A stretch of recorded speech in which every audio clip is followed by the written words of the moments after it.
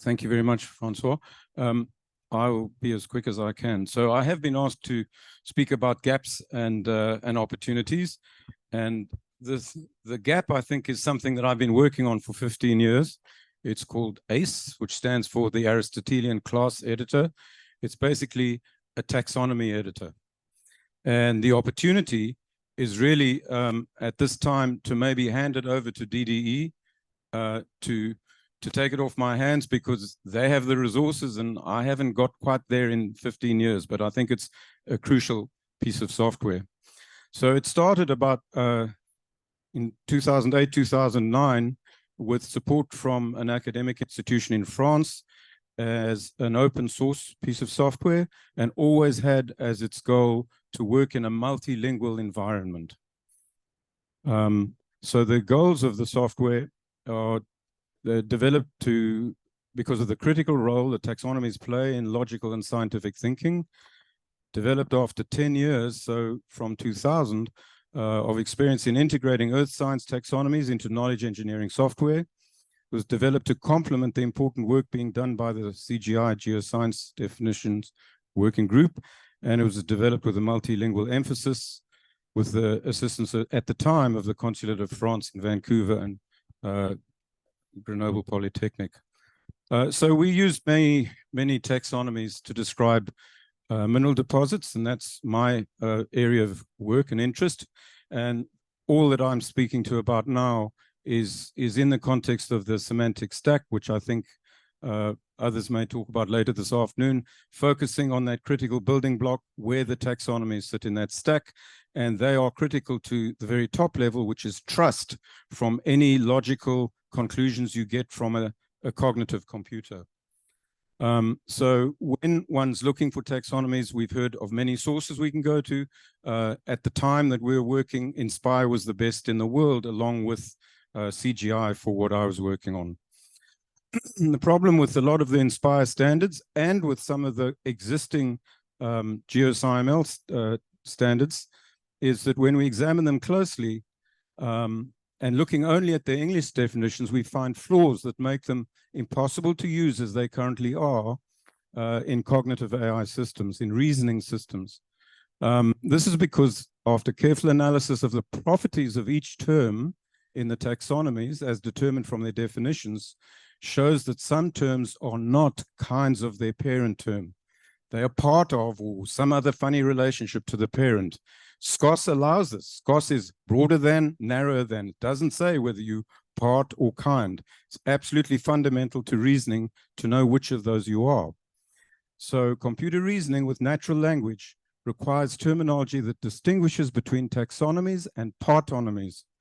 This is ideally achieved only by careful analysis of term definitions in all languages to be served by the reasoning engine. So here, someone alluded to this yesterday or the day before, how in a tree-like taxonomy for lithological type, basalt will only occur once.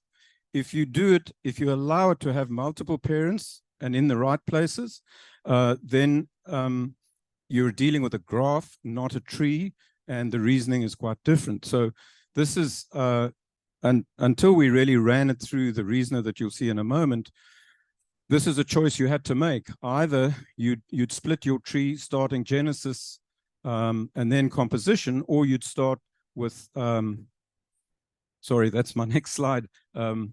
This slide is a very important one. It's showing the difference between the kind of relationship on the left and the part of relationship on the right. So in the part of relationship, an element is a part of a mineral, which is in part of a rock. In the kind of relationship, which is a taxonomy, we kind of. What's so different about them is that the properties in a taxonomy propagate down the hierarchy. So anything that's true about a rock is true about a gabbro. Anything that's true about an igneous rock is true about a plutonic rock. So properties propagate downwards. In a part of relationship, the properties, only some of them propagate up the tree. So if a mineral has arsenic, then the rock that it's in has arsenic. But if a mineral has the hardness of 5, doesn't mean that the rock has a hardness of 5. So some properties go up and others don't. Whereas in a taxonomy, all of them go down.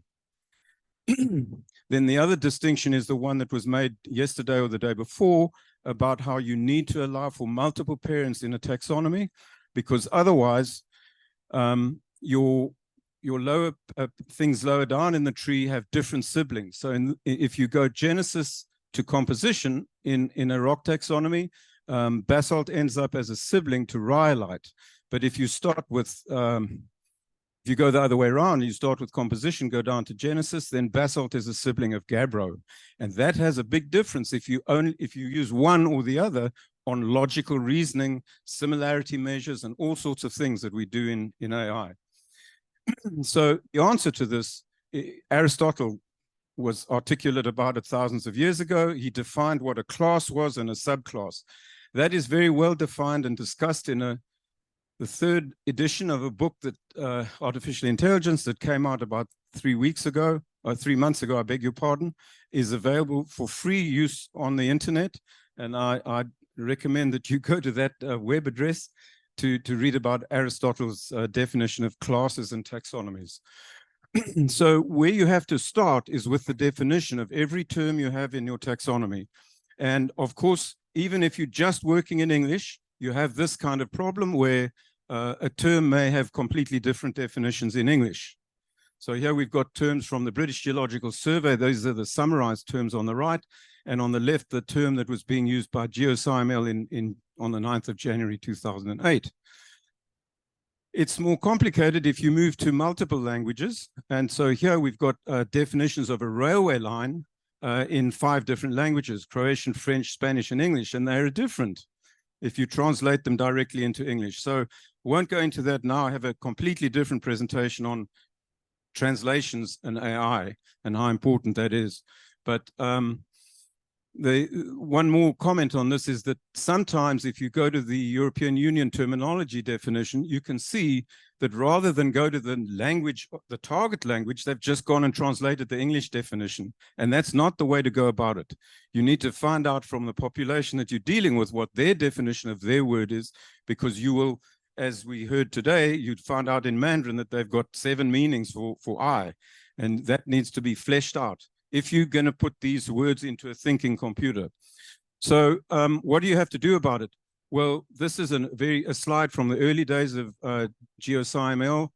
Some people will recognize it, but basically you go and look for the definitions, and then by dimension them, I mean that you list all the terms down in an Excel spreadsheet on the left-hand side, and you put together with them their definitions. And then you decide what are the properties that are described in each definition. And you list the properties horizontally across the top. And then for each lithological type, in this case, you fill in the value for that property or the value for that attribute. And those values themselves may well come from other taxonomies, which are hierarchical. So once you've done this, if you've got the right software, and ACE can do that, you import this into, this is all following an ontology design for scientific theories that make probabilistic predictions, which is a paper that David Poole, co-author of that book, and I and one of our PhD students wrote in IEEE journal 13 years ago. So we're following their principles. So basically you take that Excel spreadsheet and put it into an ontology editor. In this case, it's Protégé. This is an older version of Protégé, and it's quite easy to move those properties into their hierarchies. But what you're seeing here is just the list on the left-hand side up here of the earth materials.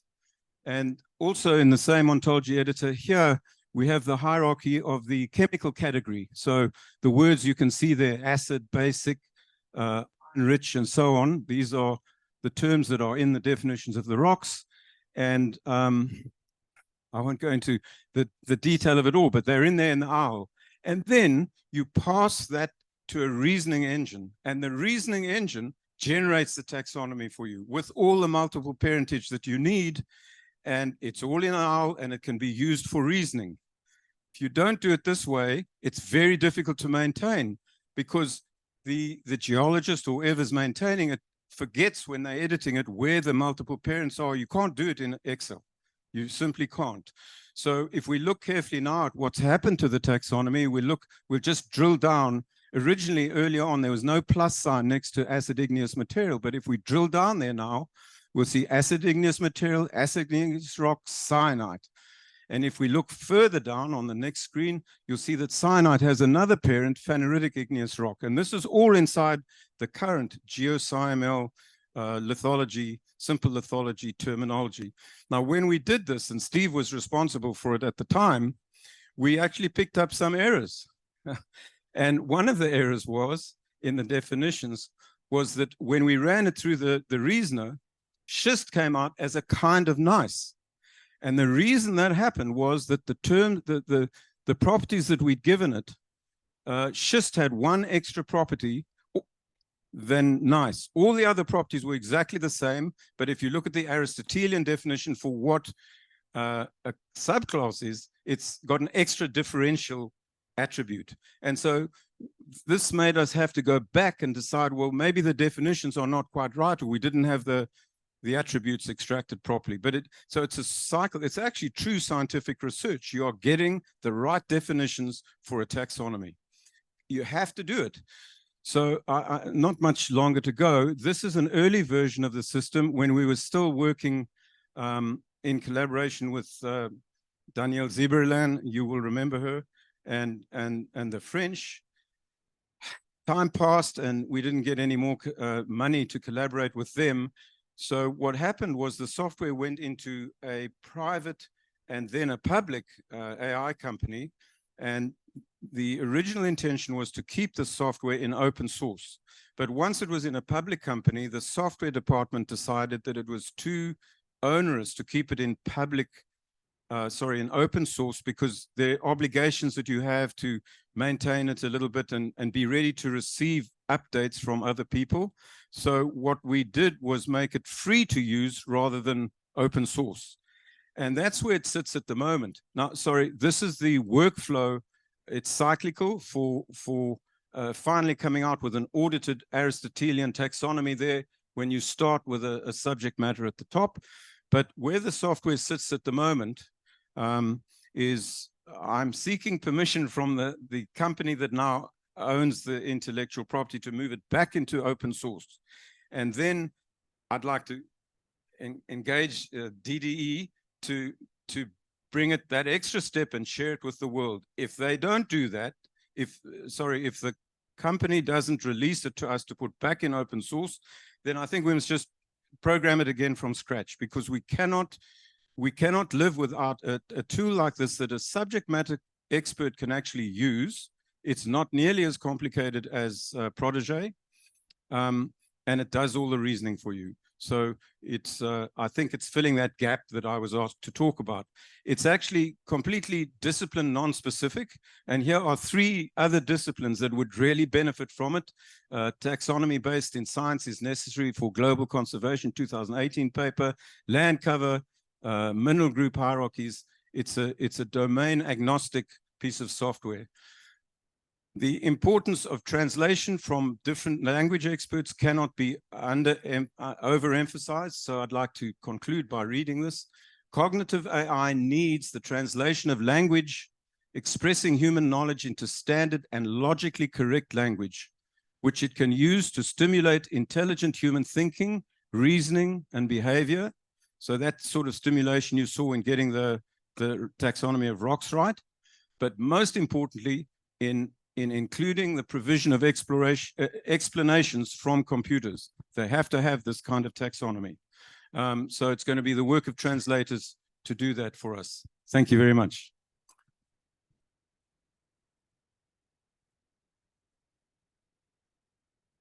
Thank you.